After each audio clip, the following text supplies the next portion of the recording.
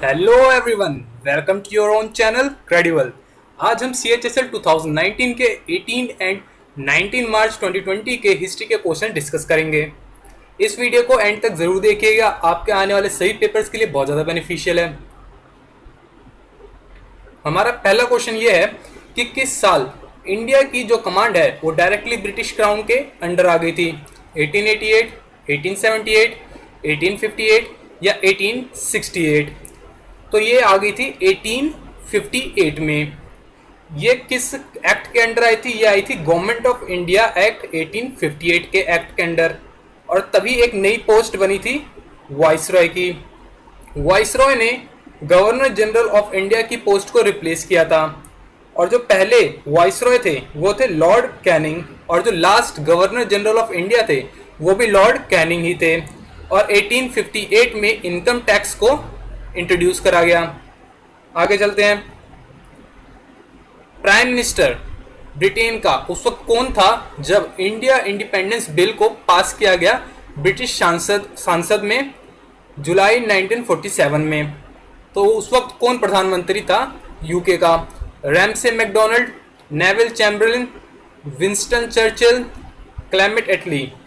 तो ये थे क्लेमेंट एटली, उस वक्त के प्रधानमंत्री थे जब ये बिल पास हुआ था। ये कौन सी पार्टी से बिलोंग करते थे? ये न्यू लेबर पार्टी से बिलोंग करते थे। और जो रैमसे मैकडोनल्ड हैं, ये जो फर्स्ट ऑप्शन हमारा, इन्होंने कॉमनवेल्थ अवार्ड्स अनाउंस किए थे। आगे चलते हैं। किस साल लॉर्ड कर्जन ने बंगाल के विभाजन के ऑर्डर दिए थे? 1945, 1905, 1905 या 1930 या 1915? तो ये इन्होंने जो ऑर्डर दिए थे वो दिए थे 1905 में। और उसी वक्त INC सेशन हुआ था बनारस में, और जो कहते हैं उसके प्रेसिडेंट थे उस वक्त वो थे गोपाल कृष्ण गोखले। उन्होंने कहते हैं स्वदेशी आंदोलन कॉल लिया था तब। और 1911 में जो ये ऑर्डर था इसको कैंसिल करा गया। फादर ऑफ द नेशन किसे कहा जाता है इंडिया में? बहुत आसान क्वेश्चन है, सभी को पता होगा इसका आंसर, पर तब भी आया है पेपर में तो हमें करना पड़ेगा। तो महादेव, गोविंद राणे, भीमराव अम्बेडकर, स्वामी विवेकानंद या मोहनदास करमचंद गांधी? तो इसका आंसर है मोहनदास करमचंद गांधी को ही फादर ऑफ द नेशन कहा जाता है। पर मेन क्वेश्चन यहाँ से ये बन सकता है कि ये जो टाइटल है ये इन्हें किसने दिया था? तो ये जो टाइटल ये इन्हें दिया गया था सुभाष चंद्र बोस के द्वारा। और जो ऑप्शन नंबर 2 हमारा है भीमराव अम्बेडकर, ये हमारे कहते चेयरमैन थे ड्राफ्टिंग कमेटी के। आगे चलते हैं।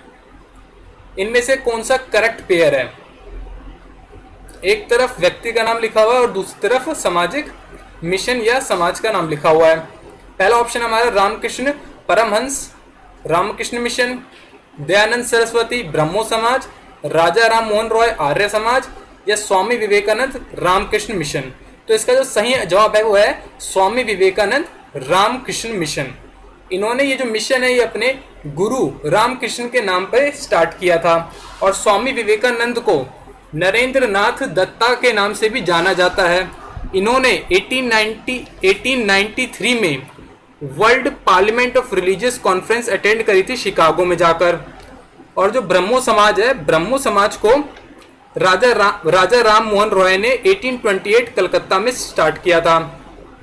और आर्य समाज की बात करी जाए तो आर्य समाज को स्वामी दयानंद सरस्वती जी ने स्टार्ट किया था 1857 में। और इन्होंने नारा दिया था गो बैक टू वेदास और इंडिया फॉर इंडियन। आगे चलते हैं। इनमें से किस जगह पर दिलवारा मंदिर, जो कि जैनिज्म का पवित्र मंदिर है, वो कहां पर स्थापित है? इंदौर, भुवनेश्वर, माउंट आबू या जयपुर? तो ये हमारा है माउंट आबू राजस्थान में। जैनिज्म की बात करी जाए तो जैनिज्म के रियल फाउंडर है महावीर, जो कि 24th तीर्थंकर थे। और इन्होंने 30 साल की उम्र में अपना घर त्याग दिया और 42 साल की उम्र में इनको कैवल्य प्राप्त हुआ। और 72 ईयर्स की एज में इनकी मृत्यु हो जाती है पावापुरी राजगिरा में। और अगर इनके सिंबल की बात करी जाए तो इनका सिंबल था लायन। नेक्स्ट क्वेश्चन है, इनमें से कौन सी पवित्र किताब है बुद्धिज्म की? अवेस्ता, कल्पसूत्रा, तोरा या त्रिपिटका? तो जो पवित्र किताब है वो है त्रिपिटका। इसमें 3 पिटका है, एक सुत्त पिटका, अभिधामा पिटका और विनय पिटका। तो ये 3 पिटका बना के त्रिपिटका बनाती हैं। पहले चीफ इलेक्शन कमिश्नर इंडिया के कौन थे? मिहिर सेन, कल्याण सुंदरम, सुकुमार सेन या ओम प्रकाश रावत? तो ये थे हमारे सुकुमार सेन। अगर करंट में बात करी जाए तो करंट में इस वक्त हैं हमारे सुशील चंद्रा, जो कि 24th चीफ इलेक्शन कमिश्नर बने हैं। इन्होंने रिप्लेस किया था सुनील अरोरा को। ये रिसेंटली में ही हमारे चीफ इलेक्शन कमिश्नर बने हैं। अगले क्वेश्चन पर चलते हैं। इनमें से पहला भारतीय कौन था जिसने ज्वाइन की थी वाइसरॉय एग्जीक्यूटिव काउंसिल? ऑप्शन हमारे तेज बहादुर सप्रू, PS शिवस्वामी अय्यर या सत्येंद्र प्रसाद सिन्हा या सैयद अली इमान? तो ये थे हमारे सत्येंद्र प्रसाद सिन्हा जी, जो पहले भारतीय जिन्होंने वाइसरॉय एग्जीक्यूटिव काउंसिल ज्वाइन करी थी। नेक्स्ट क्वेश्चन पर चलते हैं। सुजाउद्दौला और शाह आलम ने जो ट्रीटी साइन की थी इलाहाबाद की, वो रॉबर्ट क्लाइव के साथ कौन से साल में की थी? 1766, 1765, 1767 या 1764? तो जो ट्रीटी है ये साइन हुई थी 1765 में। इस ट्रीटी के तहत क्या डिसाइड हुआ था कि जो शाह आलम है वो ब्रिटिशर्स को कहते दीवानी राइट्स दे देंगे, जिसके तहत ब्रिटिशर्स के पास ये राइट आ जाएगा कि वो सारा रेवेन्यू वो इकट्ठा किया करेंगे। आगे चलते हैं। ट्रीटी ऑफ अमृतसर कौन से साल में साइन हुई? 1809, 1824, 1819 या 1825? तो ये साइन हुई थी 1809 में। जो ये साइन हुई थी 2 लोगों के बीच, चार्ल्स टी मेटकैफे और रंजीत सिंह, जो कि उस वक्त सिख कम्युनिटी के राजा और लीडर हुआ करते थे। आगे चलते हैं। जो राले कमीशनर 1902 ये अपॉइंट हुआ था किस रिफॉर्म्स के लिए? ड्राफ्ट मैनेजमेंट, पुलिस के लिए, शिक्षा के लिए या न्याय व्यवस्था के लिए? तो ये आया था हमारी शिक्षा व्यवस्था के लिए। इसको कमीशन किसने किया था? इसको कमीशन किया था हमारे लॉर्ड कर्जन ने।